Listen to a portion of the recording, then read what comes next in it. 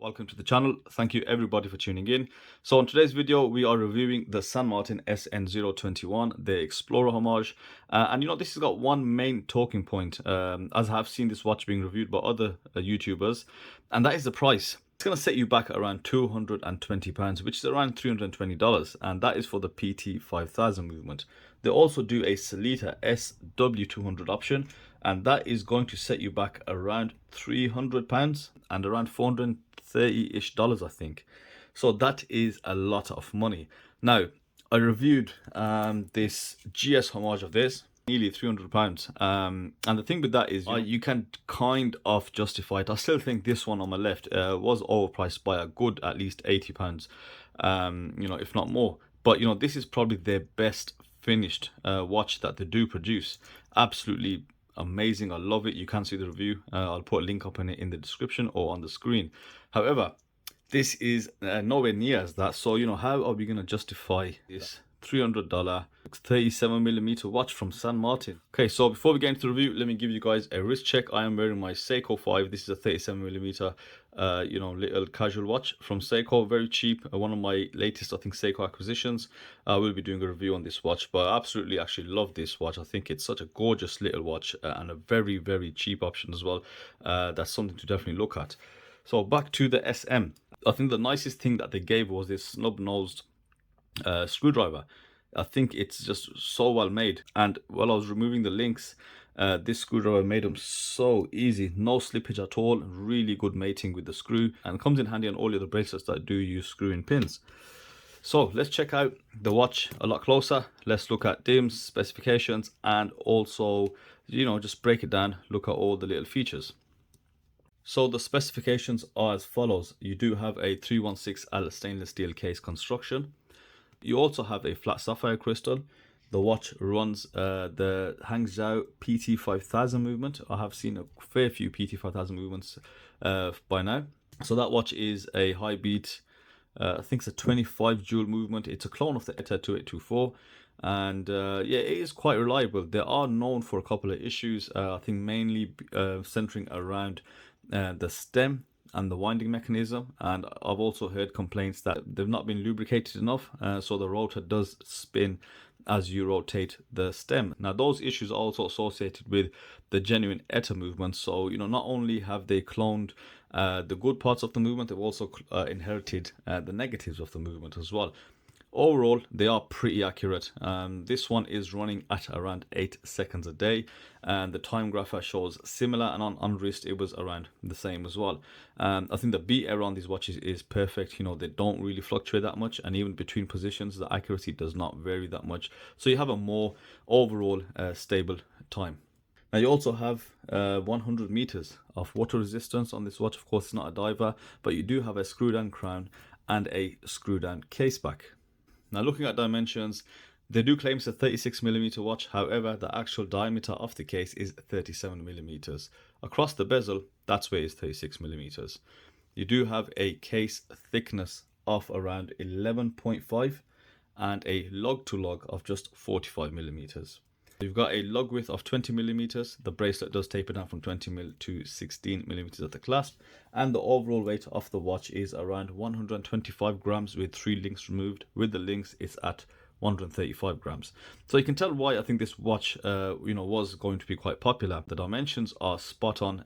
There's a lot of people requesting these smaller dimensions to go back to that vintage era. As we know, fashion generally is cyclical, so as things they seem to cycle around. So mobile phones, for example, started off big, went small, now they're going big again. And I feel the watch industry is trying to go that way as well. As the demand increases for smaller, more vintage style watches, you're going to find that these sizes are sought after. So I do really love the dimensions on the watch. I think the thickness is really nice, and of course it makes for a more wearable watch. So let's start off with the dial as usual. That's the first thing that you're going to see on the watch, and the first thing that you can see, it is quite a dull color. It's a matte black dial, so it looks almost really dark gray. The dial features, it's mainly printed, so you have a printed minute track, and you also have these, I'd say printed, but the more Lume applied markers that you can see around the dial. So the hour markers, you've got that traditional setup. They do have 5, I think, different options of this dial, but I won't go into them. I'm sure you guys are aware what they are. but the one I went for was this typical 369 dial. So you have that triangular hour marker at the 12, followed by batons, and of course the 3, 6, and 9. So as I was saying, yeah, the lume on here is applied in layers, but you know, you don't have any polishing, and it's not those typical applied indices as you call them. But you do have that applied logo below the 12, and I do really like this logo. They also have a script font version. I think it only suits certain watches, but I do really like the type of finishing they have on there. You know, you have a polished frame around the logo, and the San Martin text is also polished. Now with that bead blasted background, it does really catch the light quite well. It gives you really good reflections on there, and you know, personally I think it looks quite good. And then you've got automatic 100 meters printed above the 6. You've got fully polished Mercedes style hands with a very slight chamfering, a very long tip to that second hand, and I think portions on that handset is pretty good. But the polished hands are done really well, but I do feel the dial is quite lacking. As I mentioned, it's just a dull grey dial, and I know they have the capability to do these black sunburst dials. So just have a look at this Seiko 5, for example. This is a grey dial, and just look how much more dynamic this dial looks. You know, it's that beautiful grey, and just that sunburst as well, just all that reflection that you get. And this is from a, I think brand new, they were around 80-90 pound, but as you know, opposed to a $200 or $300 plus Chinese watch. Very basic dial, irrespective of the watch that they are trying to homage and what they did. Now the other thing that is also missing on these hands, San Martin do use those capped off seconds hands, but I don't see it on this, and I wish they did put it on, as it just adds that, you know, touch of finishing on there, which, you know, we are accustomed to with San Martin. So I don't know why they've not put that second hand on there. Now when you turn the light off on this watch and you check the lume, I think you will find yourself quite a bit disappointed. The lume on this it's not as bright as we used to see from San Martin. Yes, it is BGW9. However, because of the way they've applied it to the dial, those layers, you do need to have quite a few layers present. You can see in the video that it is quite patchy.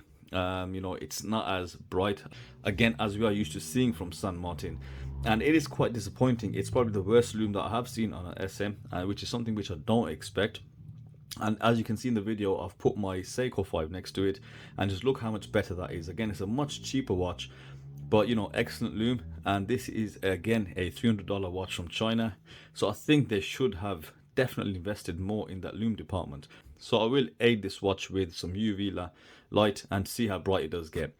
After I've applied the UV light, yes, it does burn pretty bright, but it does dull down after a couple of minutes back to what you can see here. So it does show just a slight bit of patchiness, and again, it's just not as bright as we're used to seeing.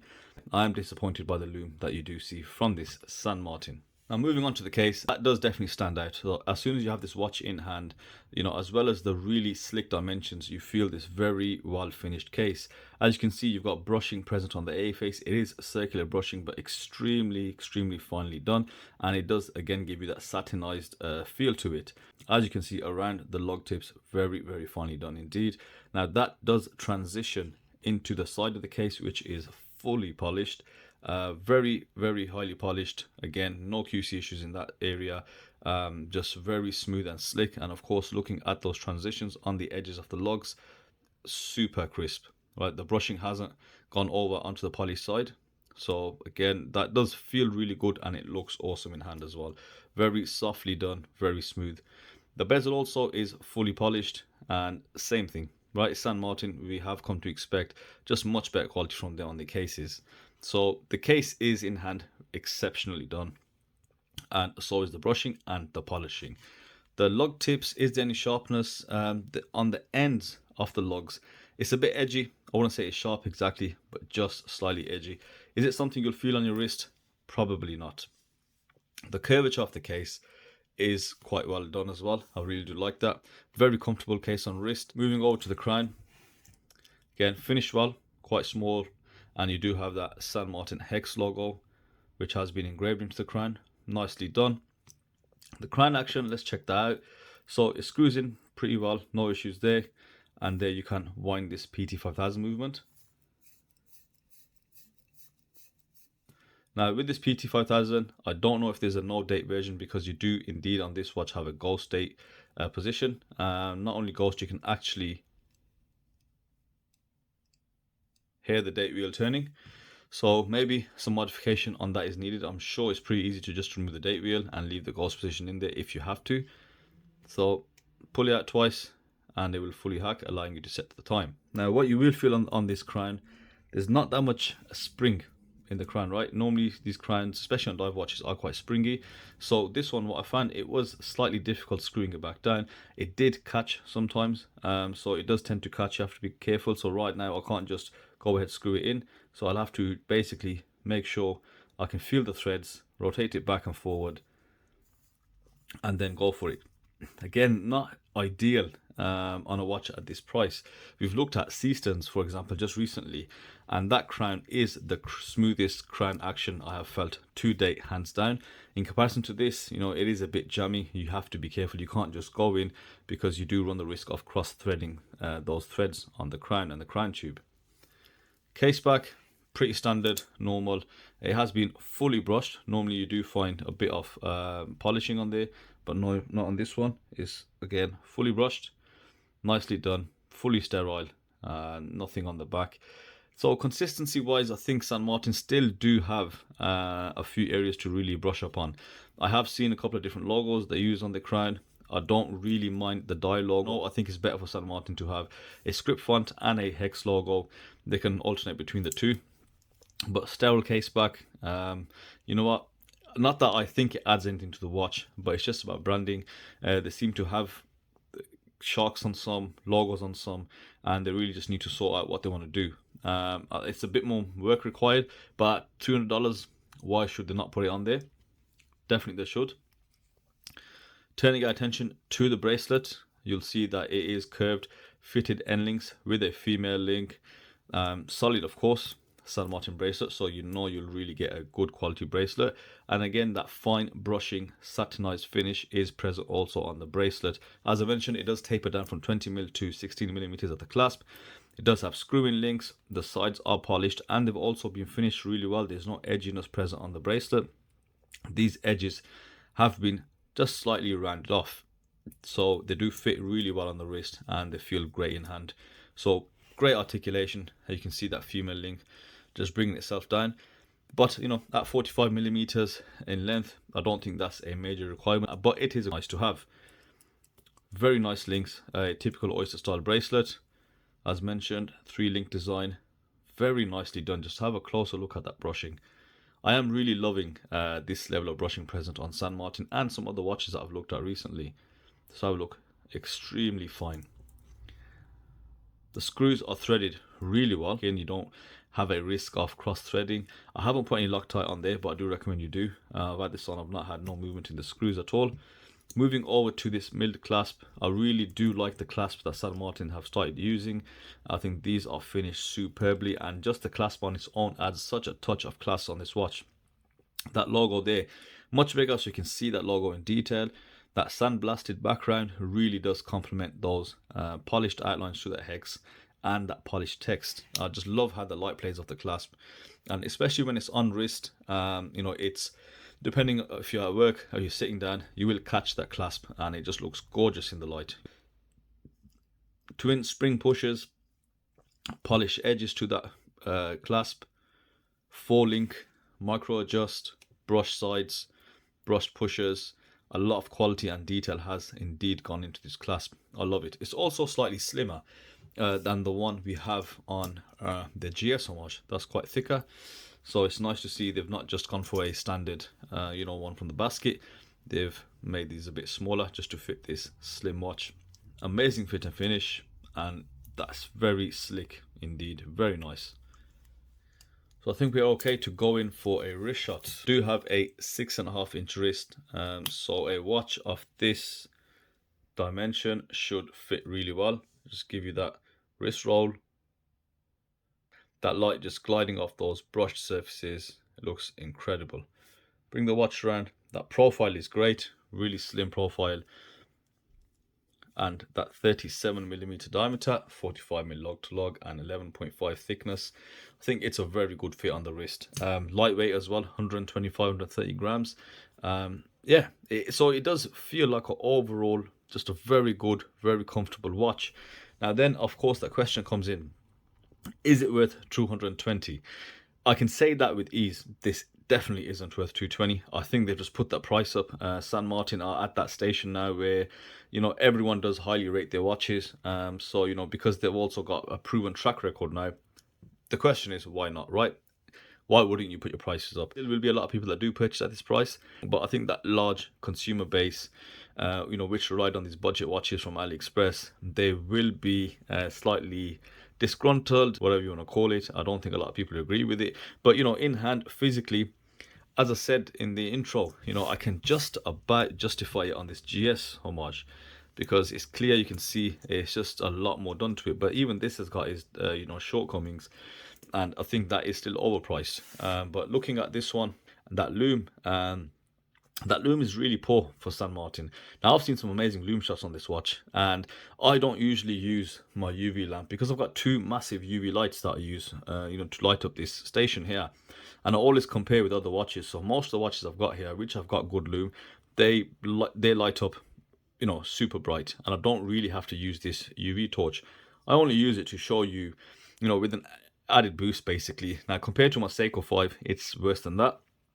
I get it, it's a exploring watch, but you know, if you are going to be exploring, it will get dark. You're going to end up in some caves, and you know, you're going to have some really poor Lume. You know, so I think they can do much better on the dials. I don't know, they are going to release some more batches, so I don't know if they might focus once they decide what variant they're going for, and they might definitely increase that. But, and you know, yes, finished really well, but not at £220. Hopefully in that November sale they do give a pretty decent discount. So that's my 2p on this San Martin SN021. Hope you guys enjoyed that review, and I will see you on the next video. Thank you for watching.